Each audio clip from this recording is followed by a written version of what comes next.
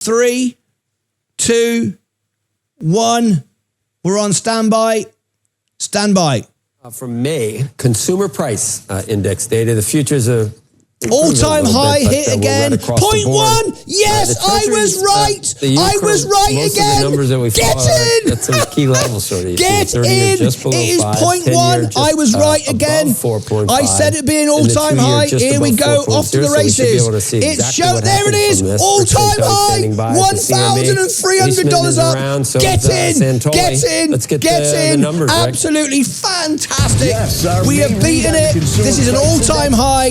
I did it. Exactly like I said. Comes in on the light side, up 0.1%. There it is. That follows. I said it would not be inflationary; it would be transitory, and I was right again. Minus 1/10 I am in loving March it of this year. If you strip out the all-important food and energy, it remains up 0.1%. That's 2/10 lighter than we were expecting. All-time high. The all button for the very first time is up. Equals where we were in March of this year. To find a lower number, you're going to 0, which was January of 21. What an now, amazing let's take day. The year-over-year perspective. Expecting year-over-year headline up 2.4, and it arrives exactly up 2.4. That is 1/10 hotter than our last look at 2.3. It equals the 2.4 in March. 2.8 was February. That's the higher number we're comping to. Finally, if we go year-over-year core ex food and energy, it's up 2.8, 1/10 lighter than we were expecting.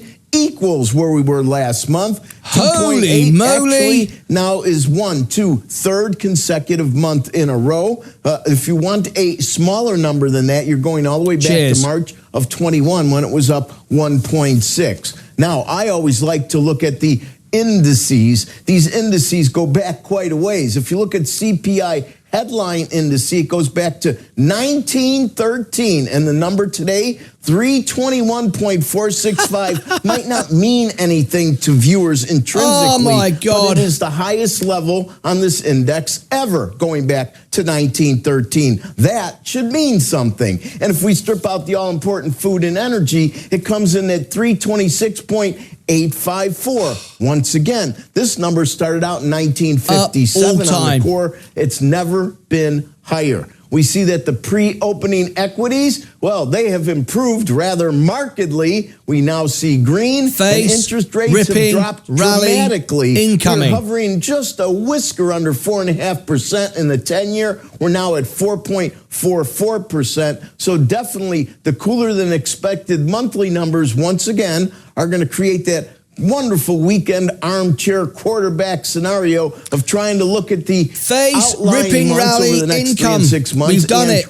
We're up all time. Relax. May be using the current monthly estimates. Now, I'm not saying that's a bad thing to do, and inflation certainly looks like it is cooling a bit, but as the year-over-year numbers do tell us, Joe and the gang, we're still a little bit on the high side with a 2% target. I'm interested to see if anybody at CNBC today talks about the notion that the Bureau of Labor Statistics isn't doing an adequate job of polling for CPI due to freezing of hiring or maybe even cutbacks due to the current administration. My one question would be, what was their enrollment and what was their rank and staff prior to COVID? Let's see what the comparison is.